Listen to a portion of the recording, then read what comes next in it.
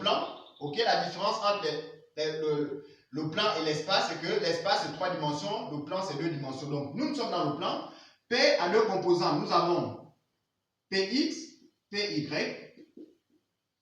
Rn, 2 composantes. Voyons bien. Rn qui appartient à l'axe des Y, ok, et Rn va dans le sens positif de Y. Donc, normalement, Rn aura pour abscisse 0. Voilà. Il sera donc sur l'axe des ordonnées. Il sera exprimé sur l'axe des ordonnées parce qu'il appartient à l'un des axes. Ce qui n'est pas le cas pour P. P n'appartient à aucun des axes. Voici l'axe X, Y, Y', et voici l'axe X, X'. Donc, P n'appartient à aucun des axes. Idem pour F. F appartient à un axe. Regardez bien. F va dans ce sens-là, qui est notre sens positif. Donc, ici, je peux mettre I et J. Pour bien dire, voici mon sens positif, voici mon sens positif. Sur l'axe des abscisses, voici mon sens positif. Et F va bien dans le sens positif. Sur l'axe des ordonnées, Rn va bien dans le sens positif. Et donc, F qui n'appartient pas, qui est sur un axe, c'est-à-dire l'axe des abscisses, il sera donc nul sur l'axe des ordonnées et donc va s'exprimer sur l'axe des abscisses. Le vecteur nul a pour coordonnées 0, 0. Voilà. Il fallait que je précise ce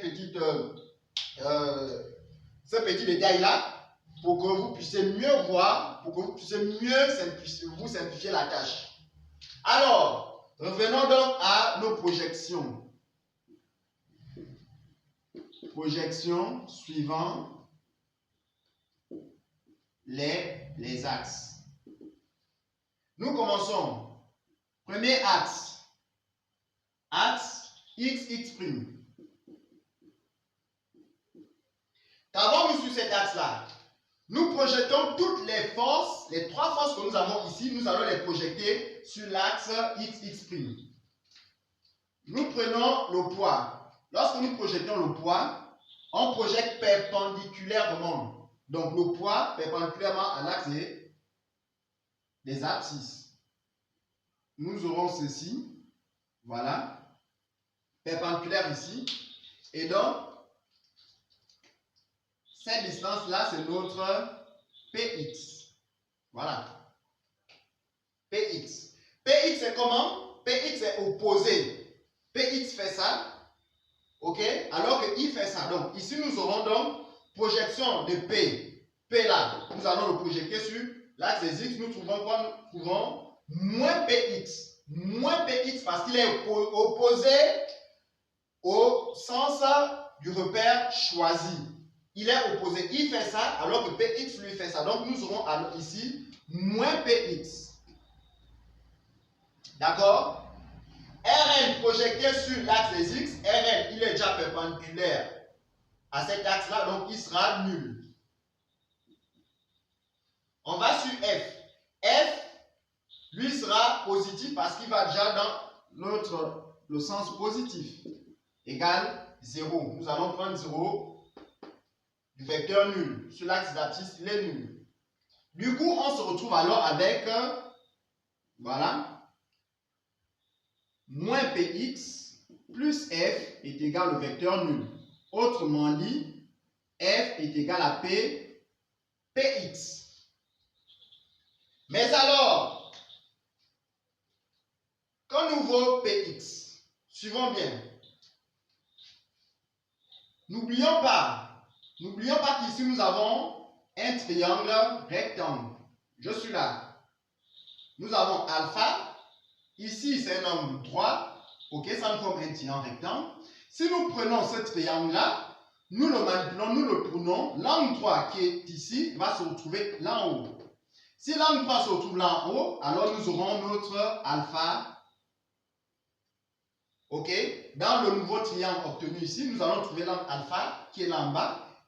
Ok, nous aurons notre angle droit. Et donc, nous cherchons la valeur de Px. Ne nous embrouillons pas. C'est Px que nous cherchons de façon à ce que nous puissions tirer F. À quoi est égal à Px ici? Regardons bien. Si l'angle alpha est là, Px est opposé à notre angle alpha. Px opposé. Et donc, P ici, il y a P, il y a Px. P est ce qu'on appelle dans le triangle rectangle l'hypoténuse, c'est-à-dire le plus long côté de notre triangle. P est le plus long côté, Px est le côté opposé. Qu'est-ce qui lie le côté opposé à l'hypoténuse? C'est sinus. Et donc ici nous aurons que, or, sinus alpha, sinus de cet angle-là est égal, ok, au côté opposé sur l'hypoténuse. Le côté opposé ici c'est qui? C'est Px. Sur l'hypoténuse. L'hypoténuse c'est qui? C'est P. Et donc nous voulons tirer Px. On va alors obtenir que Px est égal à P sinus alpha. Comme vous le savez déjà depuis la classe de 3e, P est égal à la masse multipliée par l'intensité de la pesanteur, c'est-à-dire mg sinus alpha. Ok, c'est Px que nous venons de tirer ici, et donc naturellement nous pouvons en déduire F. Nous venons tranquillement écrire que F, alors F est égal à mg sinus alpha. Voici ce que nous obtenons sur l'axe x'. D'accord? Allons-y maintenant voir sur l'axe y et y'. Donc axe y'. Où est-ce que je peux le mettre? Je vais le mettre là-bas en haut.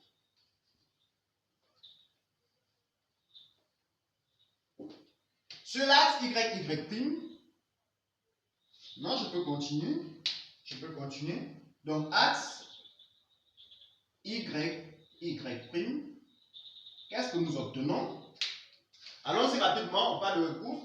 Nous allons prendre P qui est là, nous allons le projeter comme nous allons faire avec l'axe des X. On projette comme ça, P, voici notre PY. PY, il est là. PY, il est comment? Il est opposé à Rn qui va suivant l'axe, qui va suivant le vecteur J. Donc, nous avons ici P moins PY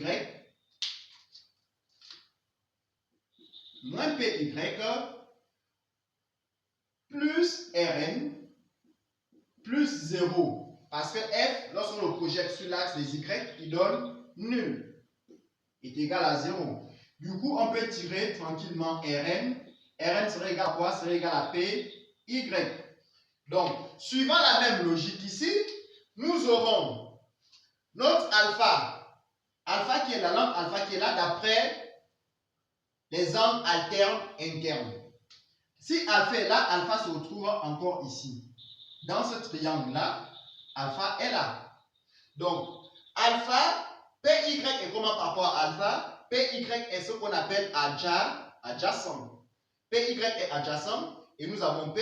Quelle est la relation qui relie P, qui relie le côté adjacent et l'hypoténuse? C'est cosinus. Et donc, normalement ici, en suivant cette logique-là, nous allons obtenir que Rn est égal à mg cosinus alpha.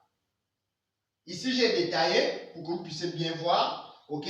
Vous appliquez la même logique, c'est-à-dire vous posez que cosinus alpha serait égal à PY sur P. Et donc, vous tirez votre PY, vous aurez P cosinus alpha. Et donc, si P est égal à M, la masse fois la pesanteur, l'intensité de la pesanteur, alors naturellement ici on obtient ceci. Donc, je peux, voilà. J'ai terminé avec mon principe d'inertie, c'est-à-dire la première loi de Newton. Morale à tirer. Le principe d'inertie nous permet le plus souvent de calculer les intensités des forces.